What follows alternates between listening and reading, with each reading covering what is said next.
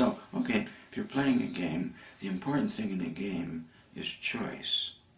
If you want to be at cause in any game, you try to find how to continue to have the power of choice, the freedom to choose. And one of the greatest freedoms that we all possess is freedom of choice. Now, from an existentialist philosophy viewpoint, at every moment of our conscious existence, we are totally free. You don't have to get auditing or training or go through eight orders of beatitudes or anything to become totally free. All you have to do is wake up one day and say, you know what?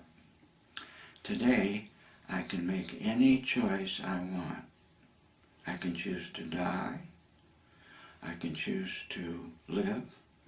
I can choose to run down the street in the nude. I can choose to do anything I wish. Okay?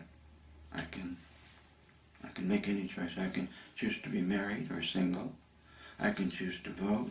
I can choose to lie in bed, not eat or drink, but do something that is very popular in the islands of the South Pacific, which is simply will the body to die, and in 3 or 4 days with a big smile on my face, it's done. Freedom to live, freedom to die, freedom to be healthy, freedom to be sick, freedom to be a criminal, freedom to be evil, freedom to be degraded, freedom to become famous. You can make these choices. You may have trouble with some of them. Doesn't matter. Even when you say, no, I choose not to choose, you are making a choice. You're choosing not to choose. So at any one moment you could say, you are, whether you like it or not, totally at cause and responsible for your current existence. And most people will be like, no, I don't want to know that. I don't want to assume that. I want help to get to that point. You don't need any help. You're there. Believe it or not. It's an unpleasant message because it's a message of total responsibility, total freedom.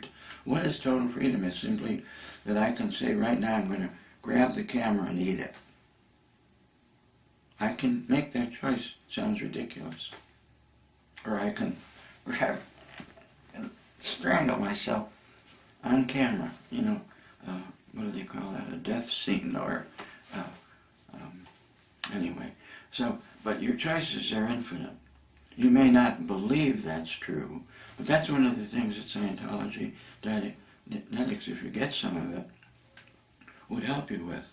The rest are simple like, oh, I realized today I can make any choice I want. I'm totally free. Thank you. See that? I'm at cause of my life now. Got a cert that says so. Bullshit. You really are. You don't need me to tell you that. In fact, you don't have to accept any.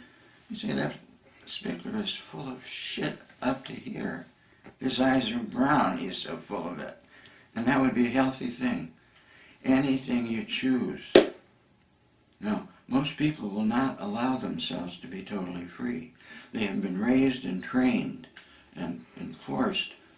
You sit still, you be quiet, you listen, you shut up, you do what I say, you obey these laws.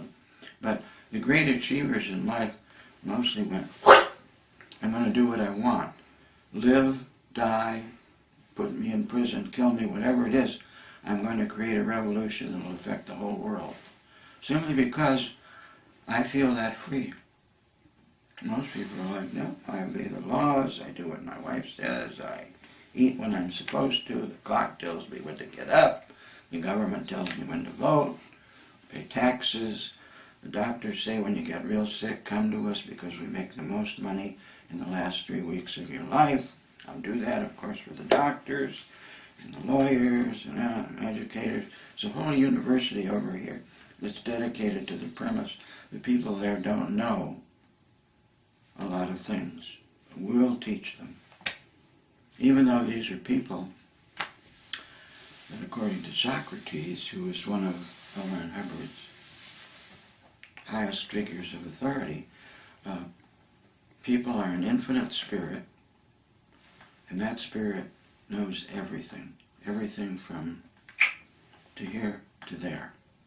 Now, Socrates, L. Ron Hubbard, were originally dedicated to the idea, we'll simply help people to know that. That's all. Nothing more. We're not going to tell them what they know. We're not going to teach them. They already know it. They just don't know that they know. So we can help them in that direction if they want to be. We're not going to make them. We're not going to advertise them into this great freedom. They already have that freedom. And that's bad for business. So put that over here. We don't publicize. You already are totally free, because that's our mantra. You want total freedom, you come here. It may cost you a couple $100,000, but baby, we promise and we deliver.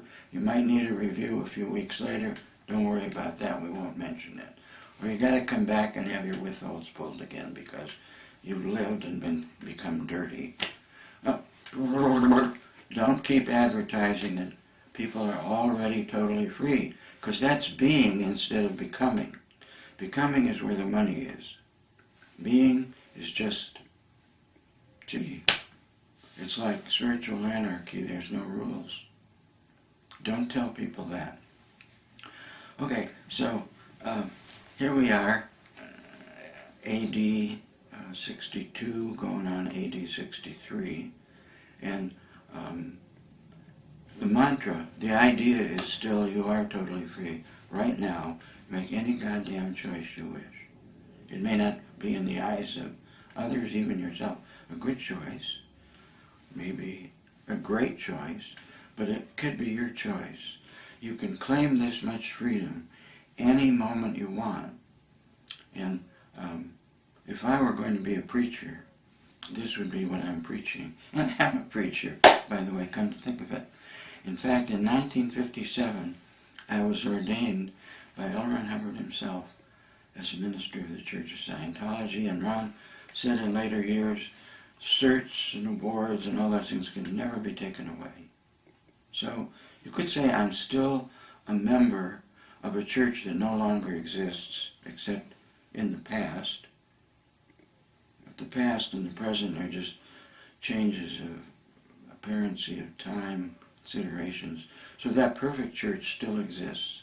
That church that says, guess what, with a little bit of help, you're going to realize that you are totally free, that you have and always have had absolutely the power of choice.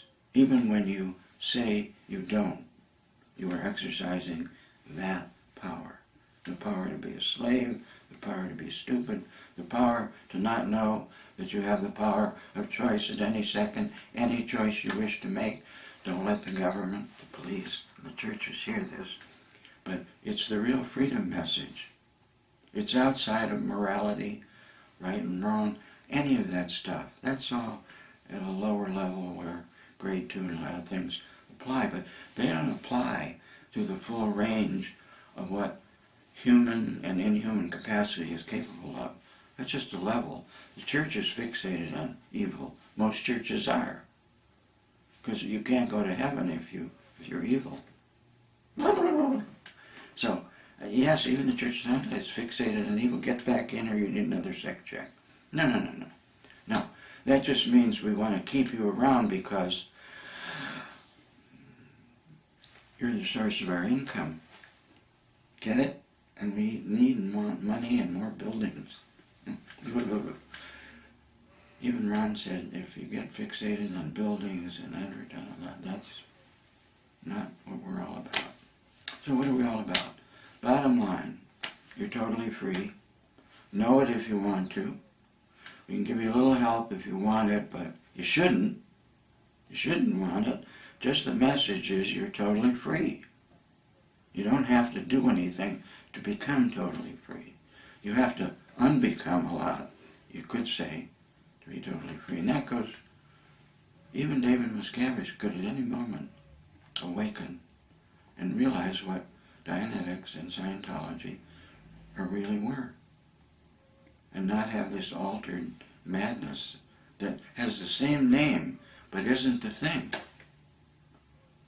That's a terrible thing. Like Catholic Church, for example, still calls itself Jesus' church, but it's 18 zillion light years considerations away from the Prince of Peace's message. Just read the fucking Sermon on the Mount, which is, of course, a translation and all and may be altered, but my goodness, it doesn't have anything in the world to do with Catholics and Protestants killing each other for 3 or 5 centuries.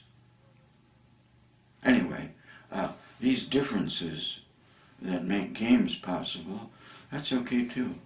You want to play a lot of games and you kill and be killed, it's okay. That's what it's all about, because this power of choice is sort of the basic axiom of Scientology, which states that this thing, which is neither alive nor dead, has the ability to postulate and perceive. And that's it.